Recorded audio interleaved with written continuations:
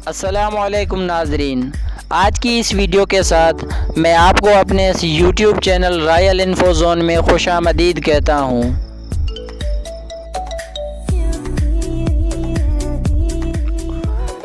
नाजरीन, वादी सिंध की 5000 साल कदीम तहज़ीब मोहनजोदड़ो, जिसके आसार वादी मेहरान में लाड़काना के करीब दरियाफ्त हुए। कदीमी तहज़ीब रसे मर्स इस शाहकार ने एक तिहाई सदी से दुनिया भर के मुहक्किकीन, मुअर्रिखीन, माहिर आसार कदीमा को हैरत में डाल रखा है। मोहनजोदड़ो की तारीख़ पर सरसरी निगाह डाली जाए तो उसे 1922 ईस्वी में बरतानवी माहिर आसार कदीमा सर जॉन मार्शल ने दरियाफ्त किया।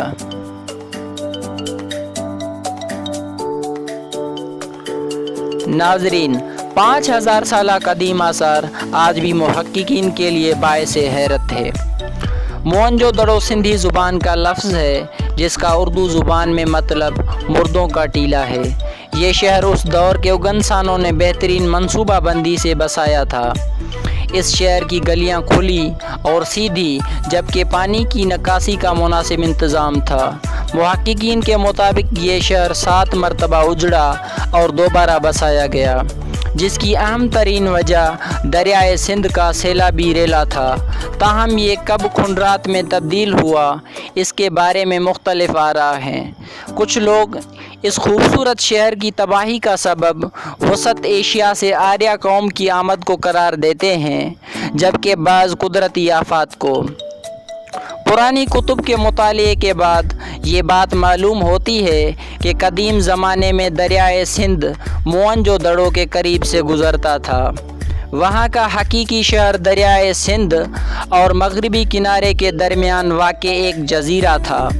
इस सरज़मीन का जायज़ा लेने से यूँ समझ में आ रहा है कि वहाँ पर दरअसल 5 जज़ीरे थे, जो बाद में दरिया के रुख तब्दील करने और उनके ऊपर रेत चढ़ जाने के सबब इकट्ठे हो गए और जज़ीरों का गोया एक गुच्छा सा बन गया।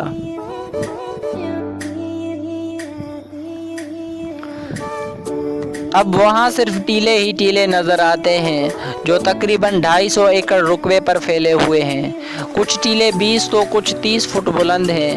अब तक मोहनजोदड़ो की तकरीबन 13 एकड़ एराज़ी की खुदाई की गई है। इस दौरान यहाँ से तह दर तह 7 शहर एक दूसरे के ऊपर मिले हैं।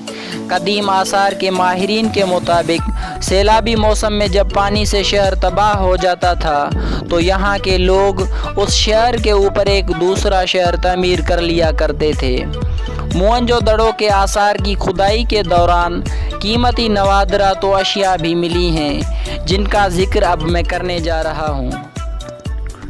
नाजरीन, उन कीमती अशिया में से सबसे पहले पैराहन का जिक्र करते हैं। मोहनजोदड़ो में रहने वाले मर्दों का लिबास धोती और चादर था। वो चादर को दाएं बाजू बगल के नीचे से गुजार कर बाएं कंधे पर डालकर पहना करते थे। उसके खुंडरात से बरामद होने वाले कुछ मुजस्मों को देखकर यूँ महसूस होता है जैसे मर्दों ने धोती के बजाय एक ऐसी खगरी पहनी हुई है जैसे आजकल शहनाई वाले पहना करते हैं। कुछ मुजस्मे बिल्कुल बुरहना हैं और कुछ में लंगोट पहने हुए नज़र आते हैं।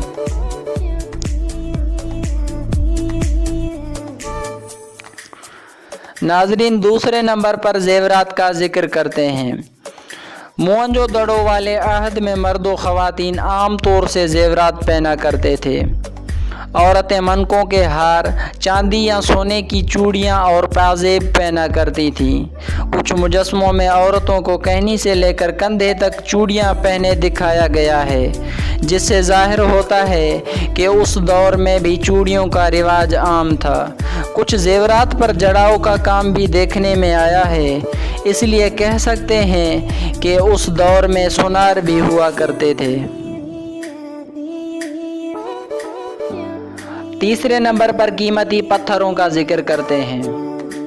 मोहनजोदड़ो के आसार से जो ज़ेवरात मिले हैं उनसे पता चलता है कि कदीम सिंध के बाशिंदे अकीक या संगे सुलेमानी, नीलम और दीगर किस्म के कीमती पत्थर हार के मनकों को ज़ेवरात में जड़ाव के तौर पर इस्तेमाल करते थे।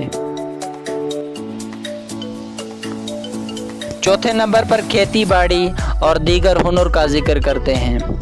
वादी मेहरान की कदीम तहजीब में काश्तकारी और ज़राअत से मुतालिक इतनी ज़्यादा मालूमात हासिल नहीं हुई हैं।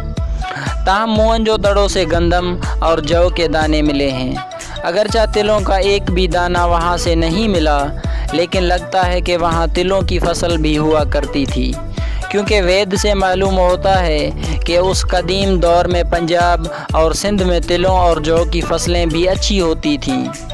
उस वक्त अनाज पीसने के लिए जो चक्कियाँ इस्तेमाल की जाती थीं वो आज के दौर से ख़ासी मुख्तलिफ हैं। पहले उन चक्कियों के नमूने भी मुख्तलिफ हुआ करते थे। वो चक्कियाँ मोहनजोदड़ो से बड़ी तादाद में मिली हैं। 5वें नंबर पर खुराक का जिक्र करते हैं। नाज़रीन, तहकीक ये बताती है कि मोहनजोदड़ो के लोग गंदम और जौ के अलावा खजूर भी बहुत खाते थे। खजूरों की गुठलियाँ खुदाई के दौरान मिली हैं। उस वक्त लोग मछली बल्कि बड़ा गोश्त भी खाते थे। दरिया की मछली के तो शौकीन थे ही, लेकिन कछुए को भी बतौर खुराक इस्तेमाल करते थे।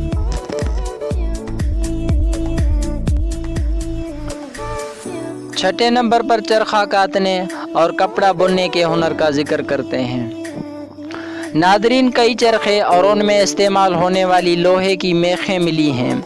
उनमें से कुछ सादासी और कुछ कीमती हैं। उससे लगता है कि गरीबों और अमीरों के घरों में चरखा कातने का यकसा रिवाज था।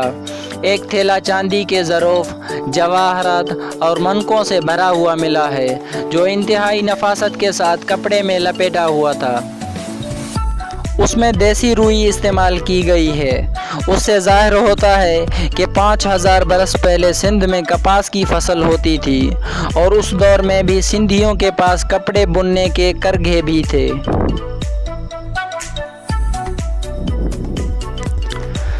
7वें नंबर पर धात का जिक्र करते हैं।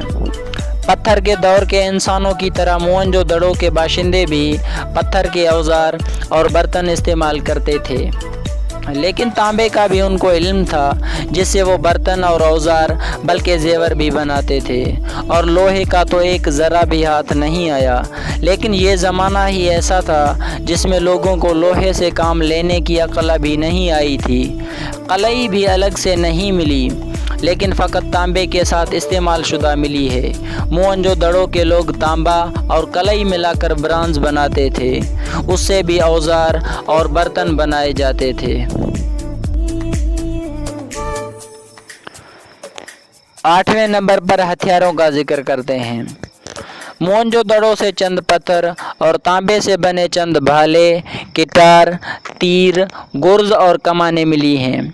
तलवार बनाने का रिवाज तो बहुत बाद की बात है, इसलिए तलवार वहाँ से नहीं मिली।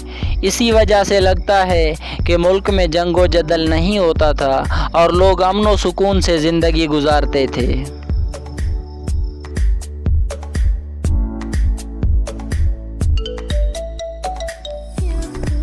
9वें नंबर पर मोहरों का जिक्र करते हैं। मोहनजोदड़ो से सैकड़ों की तादाद में अलहदा नमूनों और साइज़ की मोहरें भी मिली हैं। कदीम ज़माने में दस्तूर था कि लोग जब कहीं बाहर जाते थे तो दरवाज़ों को बाहर से मोहर लगाते थे। हर एक मोहर पर देवता की शक्ल बनी हुई होती थी। वो देवता गोया के मकान की रखवाली करता था और उनकी मिल्कियत को कोई भी हाथ नहीं लगाता था। मोहनजोदड़ो के लोगों का भी शायद यही दस्तूर था। 10वें नंबर पर फ़न तहरीर का जिक्र करते हैं। मोहनजोदड़ो से मिलने वाली मोहरों पर जानवरों की अशकाल के अलावा नामालूम ज़ुबान में चंद सतूर भी मनक्श हैं, लेकिन हुरूफ की तस्वीरों की सूरत में हैं। सारी दुनिया में जो रस्मुल ख़त मुरव्वज हैं, उनसे हुरूफ अक्सर ऐसी तस्वीरी तहरीरों में से बने हैं।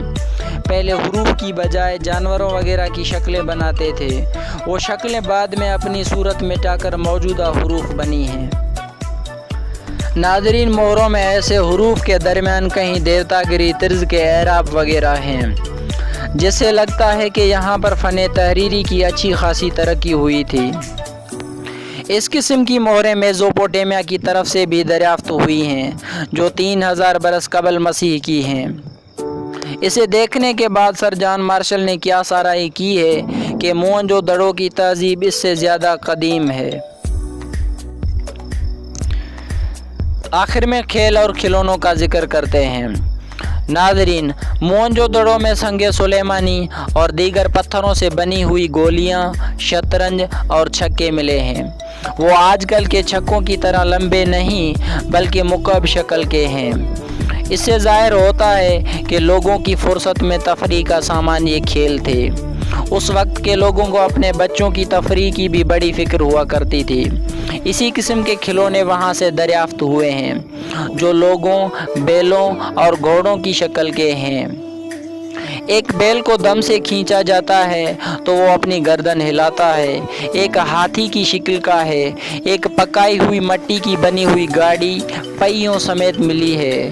اس قسم کی گاڑیاں 3200 قبل مسیح میزوپوٹیمیا کی طرف مروج تھیں، اس لیے کہا جا سکتا ہے کہ یہ گاڑیوں کا سب سے پرانا نمونہ ہے۔ ناظرین، موہنجو دڑو کی کھدائی کے دوران مذکورہ بالا اشیاء کے علاوہ دیگر قیمتی نوادرات و چیزیں بھی ملی ہیں۔ اس میں کوئی شک نہیں کہ موہنجو دڑو قدیم تہذیب کا شاہکار ہے جس پر تحقیقات تاحال جاری ہے۔ دنیا بھر کے محققین، ماہرین یہاں سے ملنے والی چیزوں کا مشاہدہ کر رہے ہیں اور نت نئے انکشافات سامنے آ رہے ہیں۔ اس ضمن میں اگر یہ کہا جائے کہ موہنجو دڑو کسی حیرت کدے سے کم نہیں تو بے جا نہ ہوگا۔ ضرورت اس بات کی ہے کہ موہنجو دڑو کے ان آثار کو محفوظ بنانے کے لیے حکومت مؤثر اقدامات کریں تاکہ قدیمی تہذیب کے حامل اس شاہکار کے آثار کو محفوظ بنایا جا سکے۔ تو ناظرین، یہ تھی موہنجو دڑو کی مختصر تاریخ۔ اگر آپ کو میری یہ ویڈیو اچھی لگی ہے تو اس کو لائک کریں، دوستوں کے ساتھ شیئر کریں اور مزید ایسی اچھی ویڈیوز کے لیے میرے اس YouTube channel royal info zone کو سبسکرائب بھی کریں۔ شکریہ۔